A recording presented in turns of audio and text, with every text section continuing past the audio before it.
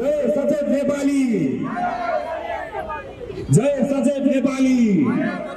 पार्टीलाई सुन्दर र स्वच्छ हृदय सहित पुण्य प्रसाद पसाईजीले अहिले लिडिङ गर्नु भएको छ। उहाँले यो लाख बाती बालेर एउटा अठोट पनि गर्दै हुनुहुन्छ कि आफू स्वच्छ पवित्र हृदयले यो देशको सेवा गर्न जन्मेको एकजना लिडर हुँ। इन्डियन सेना काला पानी छ, राष्ट्रघाती एनसीसी खारेज, राष्ट्रघाती एनसीसी खारेज। यो युगमा अहिले हामी कांग्रेसी कम्युनिस्ट र राजावादीहरूले यो देशलाई दारा गाडेर बसेको, यो भ्रष्टाचारीहरूले दारा गाडेर बसेको र नेपालको भूमि र यहाँका नागरिकहरूमाथि अत्यन्त रूपमा पीडादायक अवस्थामा राज्यको एउटा अत्यन्त निर्मम र बर्बर युगमा उभिएर हामीले यो पार्टी सचेत नेपाली पार्टी गठन गरेका छौँ। अब यो देशलाई शक्तिशाली बनाउने हो भने हामीले यहाँका भ्रष्ट दलालहरूलाई कारबाही गर्न सक्नुपर्छ।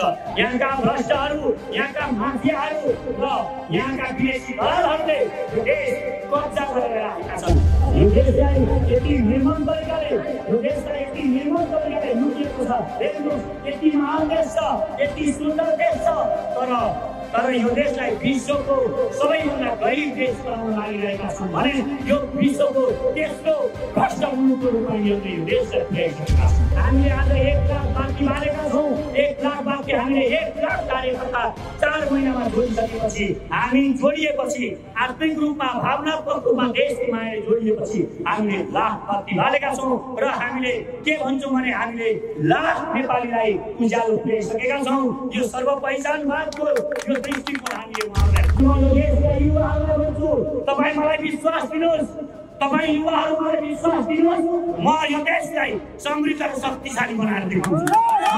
यिनीहरूले उद्योग धन्दा बेचेर हामीलाई विदेश पठाए, ती युवाहरूलाई विदेश पठाए, त्यसैको रेमिटेन्स यहाँ आउँछ र यिनीहरू यहाँ महँगा गाडी किन्छन्, स्वास्थ्यलाई साडी किन्छन्, मोज गर्छन्, तिनीहरूबाट आएको रेमिटेन्सले। आज तपाईँ हेर्नुहोस्, अरबमा आज लाखौँ मानिसहरू बस्नु भएको छ। घर आउन चाहनुहुन्छ 25,000 मा आउने चिजलाई यो दलाल सरकारले 1 लाख लिएर लुटिरहेको छ। यी जम्मै सर्प नै हुन्, विषालु सर्प, खड्गौली विषालु सर्प, प्रचण्ड विषालु सर्प, वामदेव विषालु सर्प र बाबुरामहरू विषालु सर्प, यी गोबर सर्प हुन्। यी सर्पहरूलाई अब हामी पाल्न सक्दैनौँ। जिल्ला संयोजकहरूलाई भनेको छु, एउटा रुख रोप्नुहोस्, एउटा रुख रोप्नुहोस्। यी भ्रष्टहरूलाई हामी पुगेपछि झुन्ड्याउनेछौँ, मृत्युदण्ड दिनेछौँ, मृत्युदण्डको कानुन बनाउँछौँ र यिनीहरूलाई हामी मृत्युदण्डको सजाय दिन्छौँ। एक दिन हामी सुखी नेपालमा बस्नेछौँ, एक दिन हामी खुसी नेपालमा बस्नेछौँ, एक दिन हामी एक महान नेपालमा बस्नेछौँ। हामी फेरि यो देशलाई ग्रेट बनाउनेछौँ, हामी फेरि यो देशलाई महान बनाउनेछौँ। मलाई विश्वास छ, मलाई मेरो देशका युवाहरूप्रति विश्वास छ, मलाई मेरो देशका जनताहरूप्रति विश्वास छ, हामी बनाउन सक्छौँ हरेक कानुन। सचेत नेपाली जिन्दाबाद, जिन्दाबाद। सचेत नेपाली जिन्दाबाद, जिन्दाबाद, जिन्दाबाद। नेपाली सेना जिन्दाबाद, नेपाली सेनालाई शक्तिशाली बनाऊ।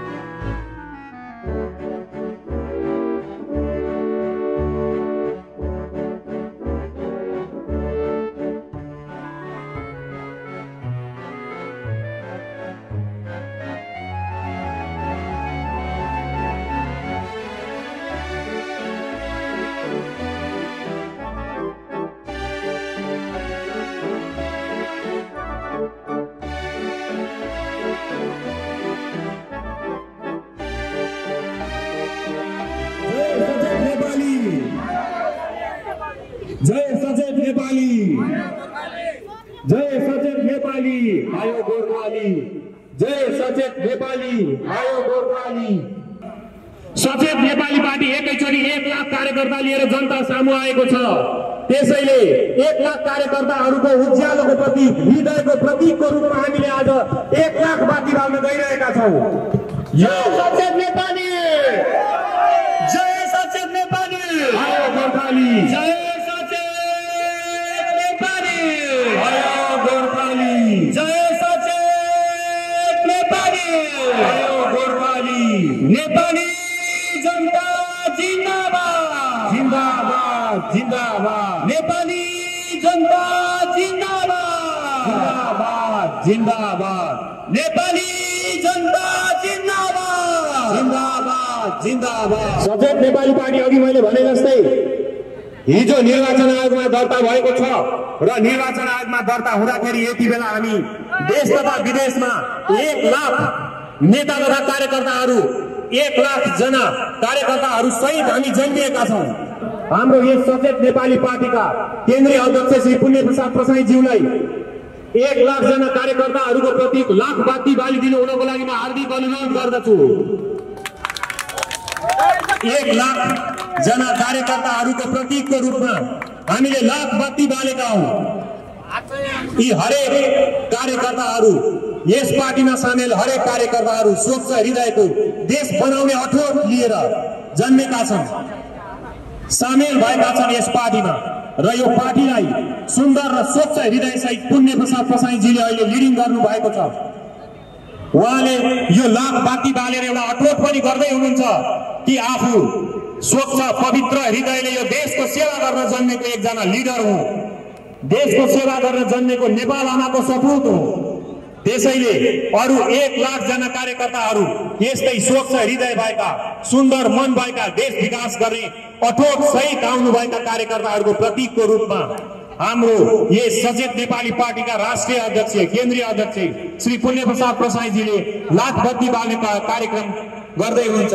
लाख बत्ती बलेको छ, यो 1 लाख जना कार्यकर्ताहरूको प्रतीक हो, सुन्दर हृदयको प्रतीक हो। यो पुण्य प्रसाद प्रसाईजीले आफ्नो लिडरसिपमा सुन्दर हृदय सहित उहाँले यसरी लाख बत्ती बाल्नु भएको हो। यो पार्टी राष्ट्रको लागि जन्मेको, मातृभूमिको रक्षा र राष्ट्रलाई समृद्ध अनि जनतालाई खुसी बनाउन जन्मेको हो। यस महान गौरवशाली सचेत नेपाली पार्टीले राष्ट्र हातले प्रभावशाली लिडरहरू जन्माइरहेको छ र यसको नेतृत्व गर्नुभएको छ। ती प्रभावशाली लिडरहरू जन्माउने लिडरहरूको पनि नेतृत्व गर्दै हुनुहुन्छ हाम्रा लिडर पुण्य प्रसाद प्रसाईले। उहाँलाई ताली बजाएर अझ हामी हौसला प्रदान गरौँ सचेत नेपाली पार्टीका सुन्दर मन भएका लिडरहरू उत्पादन गर्न र यो देश हाँक्नको लागि पुण्य प्रसाद प्रसाईजीको जुन लिडरसिप अहिले चलिरहेको छ त्यो अत्यन्त आवश्यक छ। नेपाल राज्य संकटमा पर्यो त्यति बेला मानदेव अंशुवर्मा जस्ता नेताहरू, राजाहरू त्यति बेला जन्मेका थिए, कुनै बेला जङ्गबहादुर जन्मेका थिए देशको रक्षाको लागि। अब यहाँ हामीलाई यस्तै लिडरको आवश्यकता छ। नेपाल मातृभूमिले, नेपाल माताले त्यो लिडर खोज्नु भएको छ र त्यो लिडर अब हामीले पाएका छौँ पुण्य प्रसाद प्रसाईको रूपमा। उहाँलाई पुण्य प्रसाद प्रसाईलाई हामीले पटक पटक हौसला दिनुपर्छ, प्रदान गर्नुपर्छ, हौसला प्रदान गर्नुपर्छ। यो देशलाई विश्व जगतमा गौरवशाली बनाउनको लागि भिजन सहित पुण्य प्रसाद प्रसाईले यो पार्टीको नेतृत्व गर्नु भएको हो। सचेत नेपाली पार्टीका अध्यक्ष श्री पुण्य प्रसाद प्रसाईजीको मन्तव्य सुरु हुन गइरहेको छ। इन्डियन सेना काला पानी छोड, काला पानी छोड, काला पानी छोड, इन्डियन सेना काला पानी छोड, काला पानी छोड, काला पानी छोड, इन्डियन सेना काला पानी छोड, काला पानी छोड, काला पानी छोड, राष्ट्रघाती एमसीसी खारेज कर, राष्ट्रघाती एमसीसी खारेज कर, नेपाली सेना जिन्दाबाद, नेपाली सेनालाई शक्तिशाली बनाऊ, नेपाली सेनालाई शक्तिशाली बनाऊ, नेपाली आयो गोर्खाली, जय सचेत नेपाली आयो गोर्खाली, जय सचेत नेपाली आयो गोर्खाली, इन्डियन सेना काला पानी छोड, काला पानी छोड, काला पानी छोड, इन्डियन सेना काला पानी छोड, काला पानी छोड, काला पानी छोड, इन्डियन सेना काला पानी छोड,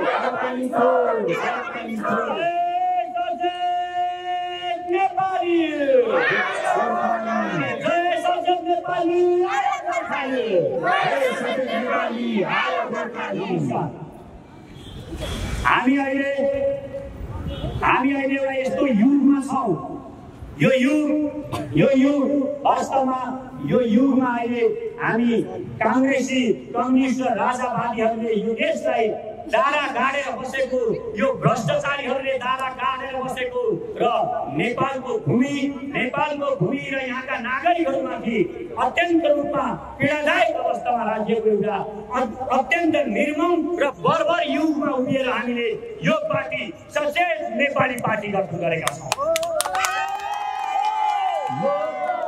यो पार्टी के को लागि? पार्टीहरू धेरै छन्। हामीले निर्वाचन आयोगमा हेर्यौं, त्यहाँ पार्टीको कुनै कमी छैन। 132 पार्टी, झन्डै 164 पार्टी त दर्ता भएका रहेछन्। अहिले 132 पार्टी छन्। हामी किन आवश्यकता पर्यो यो देशमा? यो देशलाई सचेत नेपाली पार्टीको आवश्यकता किन पर्यो? यो देशका नागरिकहरूले बुझ्न जरुरी छ। पार्टीहरू केका उद्देश्यले बन्छन् यो प्रमुख कुरा हो।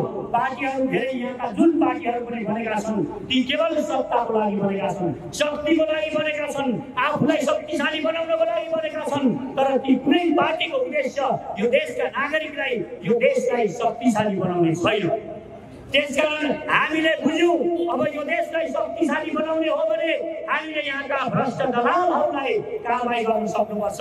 यहाँका भ्रष्टहरू, यहाँका माफियाहरू र यहाँका विदेशी दलालहरूले यो देश कब्जा गरेर राखेका छन्। हामीलाई लाग्छ हाम्रो देश स्वतन्त्र छ, होइन। हाम्रो देश अहिले पनि अर्धगुलाम छ। यो अर्धगुलामीबाट यो देशलाई मुक्त गराउनको लागि सचेत नेपाली आएको हो कि होइन? हाम्रा कुनै पनि कार्यकर्तालाई कुनै पनि पदको मोह छैन, कुनै पनि सत्ता शक्तिको मोह छैन। हामी जनसाधारण मानिसहरू हौं, हामी भूमिका मानिसहरूले यो देशको यो व्यक्ति, यो पीडा, यो दुःख देखेर हामी सबै भावनात्मक रूपमा जोडिएर यो देशलाई एकपटक जोड्नुपर्छ। अब यो देश बचाउने हो भने युवाहरूलाई हामीले राज्य सत्तामा लानुपर्छ र ती युवाहरूले भोके बुढाहरूलाई निकालेर जब युवाहरूले देश चलाउँछन् अनि मात्र यो देश हामीले भनेको, हामीले कल्पना गरेको जस्तो देश बन्छ। यो देशलाई यति निर्मम तरिकाले लुटिएको छ। हेर्नुहोस्, यति महान देश छ, यति सुन्दर देश छ, तर यो देशलाई विश्वको सबैभन्दा गरिब देश बनाउन लागिरहेका छन् भने यो विश्वको तेस्रो भ्रष्ट मुलुकको रूपमा यिनीहरूले यो देशलाई पुर्याइसकेका छन्। त्यसकारण यिनीहरूलाई चुनौती दिनको लागि एउटा युवा जमात खडा हुन जरुरी छ। अब हामीले आज लाख बत्ती बालेका छौँ। हामीले भनेका थियौँ हामी जन्मिँदै शक्तिशाली भएर जन्मिनेछौँ, हामी साधारण भएर जन्मिने छैनौँ। हामीले आज 1 लाख बाँकी बालेका छौँ। 1 लाख बाँकी हामीले 1 लाख कार्यकर्ता 4 महिनामा जोडिसकेपछि, हामी जोडिएपछि आत्मिक रूपमा, भावनात्मक रूपमा देशको मायाले जोडिएपछि हामीले लाख बाँकी बालेका छौँ। र हामीले के भन्छौँ भने हामीले लाख नेपालीलाई उज्यालो पुर्याइसकेका छौँ। यो सर्वपहिचानवादको यो दृष्टिकोण हामीले उहाँहरूलाई बुझाइसकेका छौँ। यो अब म एउटा कुरा बताउन पनि चाहन्छु। अब हामी 1.5 वर्षभित्रमा हामी यो देशको सबैभन्दा शक्तिशाली र ठुलो पार्टी बन्छौँ। यिनीहरूका 8 लाखदेखि 10 लाख कार्यकर्ता सदस्यता लिएका छन्। हामी त्यति कार्यकर्ता 1.5 वर्षमा बनाउँछौँ। अहिले पनि हामीले 3 महिनाभित्रमा 1 लाख कार्यकर्ता जति यति छौँ। हामी यति यो बनाउनलाई माओवादीलाई 7 वर्ष लागेको थियो। त्यसकारण यिनीहरूका पीडा, यिनीहरूले जुन जनतालाई दुखित गराएका छन्, नागरिकहरूमा शोषण गरेका छन्, त्यो हामी एक निकाल्नेछौँ। त्यसकारण म यो देशका युवाहरूलाई भन्छु, तपाईँ मलाई विश्वास दिनुहोस्, तपाईँ युवाहरू मलाई विश्वास दिनुहोस्। म यो देशलाई समृद्ध र शक्तिशाली बनाएर देखाउँछु। त्यसकारण मलाई विश्वास दिनुहोस्, मलाई समर्थन दिनुहोस्। केवल 2 वर्ष पछाडि हेर्नुहोस् तपाईँ, यिनीहरूले 70 वर्षमा गरेका काम हामी 7 वर्षमा गरेर देखाउन सकेनौँ भने मलाई मृत्यु गर्न दिनुहोस्। देशका नागरिकहरूले मलाई मृत्युदण्ड दिएको हुन्छ। त्यसकारण हामीलाई एकचोटि विश्वास गरेर हेर्नुहोस्, हामी बोलेको तपाईँको आवाज बोलेको हो। यो पीडा छातीभित्र जुन छ, यो देश लुटिएको हामी हेरेर बसेका छौँ, यो देश बर्बाद पारेको हामी तुलुतुलु हेरेर बस्नु सक्दैनौँ भनेर हामी निस्केका हौँ। हामीलाई पनि त्यो रमाइलो गरेर बस्ने, हामी पनि सबै कुरा पुगेका मानिसहरू यहाँ धेरै छौँ हामी, तर पनि यो देशलाई जोड्नको लागि हामी आएका छौँ। त्यसकारण हामीलाई साथीहरू भन्ने गर्नुहुन्छ, सामाजिक सञ्जालमा लेख्ने गर्नुहुन्छ, केवल मण्डलामा बोलेर सामाजिक सञ्जालमा लेखेर केही हुँदैन, परिवर्तन आउँदैन भनेर हामीलाई बारम्बार भन्नुहुन्छ। म तपाईँहरूलाई बताउन चाहन्छु, जतिसुकै ठुलो होस् चट्टान, जतिसुकै विशाल होस् पहाड, एक दिन हामीले फुटाउने हिम्मत गऱ्यौँ भने त्यो फुटाउन सक्छौँ। त्यसकारण चट्टान तोड्नको लागि यो अन्तिम प्रहार, अन्तिम भर लिएर हामी आएका छौँ र हामी यो फुटाउँछौँ। यो फोहोर अगाडि सगरमाथा जत्रो फोहोर छ भनेर हामी चुपचाप लागेर बस्यौँ भने हाम्रा पिँढी दर पिँढीले कहिल्यै पनि त्यो फोहोर सफा गर्न सक्ने छैनन्। अहिले हामीले विश्वास दिनुपर्छ। त्यसकारण म युवाहरूलाई भन्छु, तपाईँहरूलाई भन्छु, भगाउनुहोस् डरको कुनै मतलब छैन। यी दलालहरूदेखि डराएर, यी विदेशी दलालहरू भ्रष्टहरूदेखि डराएर तपाईँ डराएर बसिरहनुहुन्छ भने तपाईँले यो देश लुट्नमा, यो देश बर्बाद पार्नमा तपाईँको पनि हात छ। त्यसकारण यो चेतना ल्याउनुहोस्। यो चेतना तराई पहाड, मधेस जहाँसुकै होस्, हिमाल पहाड जहाँसुकै होस्, यो ल्याउन जरुरी छ। आज तपाईँ हेर्नुहोस्, अरबमा आज लाखौँ मानिसहरू बस्नु भएको छ। घर आउन चाहनुहुन्छ, 25,000मा आउने चिजलाई यो दलाल सरकारले 1 लाख लिएर लुटिरहेको छ। यिनै गरिबहरू जो यहाँ केही नभएर यिनीहरूले उद्योग धन्दा बेचेर हामीलाई विदेश पठाए, ती युवाहरूलाई विदेश पठाए, त्यसैको रेमिटेन्स यहाँ आउँछ र यिनीहरू यहाँ महँगा गाडी किन्छन्, स्वास्थ्यलाई साडी किन्छन्, मोज गर्छन् तिनीहरूबाट आएको रेमिटेन्सले। र आज तिनीहरू कोरोनाको कारणले दुखी भएर त्यो खाडीमा बसिरहँदा घर आउँछ सरकार भन्दा यो दलाल सरकार उनीहरूलाई उचित भाडा दिएर पिँढीमा ल्याउनु पर्ने हो। पिँढीको त कुरा छोडौँ, तीमाथि घुसखोरीका भ्रष्टाचार गरिरहेको छ। जब यो देशमा आपत पर्छ, जब यो देशमा विपत्ति आउँछ, तब यी लुटेराहरूलाई लुट्ने मोज हुन्छ। कोरोना आओस् या भूकम्प, यिनीहरूले यति धेरै लुटेका छन्। त्यसकारण यी लुटेराहरूबाट सावधान रहन जरुरी छ।